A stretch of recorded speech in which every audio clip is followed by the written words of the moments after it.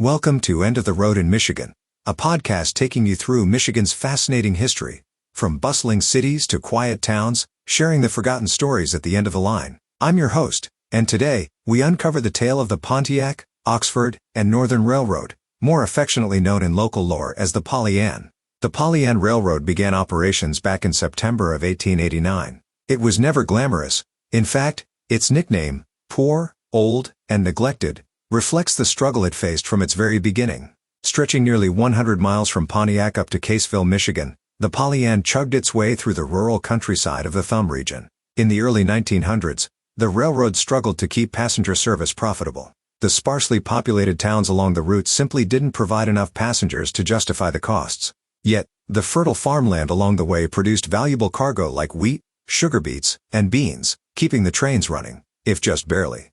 Locals even joked that the train crews often took home free bags of beans whenever they stopped, turning out to beans into the local slang for taking a lunch break. By 1909, unable to thrive independently, the Pollyann was purchased by the Grand Trunk Railway for $400,000, marking a significant shift in its role. Fast forward to the late 1930s, and Oxford had become home to one of the world's largest gravel mines. Gravel became the primary cargo of the Pollyann, transported to build roads and even runways at Selfridge Air Force Base. The infamous mud run, as workers called it, became an essential but gritty daily task.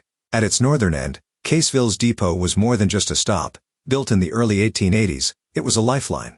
The rails used in Caseville were manufactured in England and shipped across the ocean along with two sturdy wood-burning locomotives. The modest wooden depot was a buzzing hub for industry, notably lumber, fishing, and salt production. For decades, this tiny structure symbolized hope and prosperity for the small lakeside town. However, as times changed, so did transportation needs. By 1955, the Pollyann reduced service dramatically, ceasing regular mixed train trips as automobiles took precedence. Eventually, the last full-length journey of the Pollyann occurred on February 9, 1984, marking. Yet the Pollyann isn't entirely gone. Today, the old railway's path has transformed into the Pollyann Trail in Lapeer County, managed by Michigan's Department of Natural Resources. It's now a bustling recreational route, hosting horseback riding, cycling events, and charity runs, breathing new life into the historical corridor. In Caseville, echoes of the Pollyann remain. The original depot building still exists, relocated and repurposed as a summer home. Visitors to the Caseville Municipal Park can still see original rails, silent witnesses to a vibrant past. The Pontiac, Oxford, and Northern Railroad, despite its hardships, lives on, not just in local memory, but in trails walked, ridden, and enjoyed by generations today. Thanks for joining me at this end of the road. Until next time, keep exploring Michigan's rich history.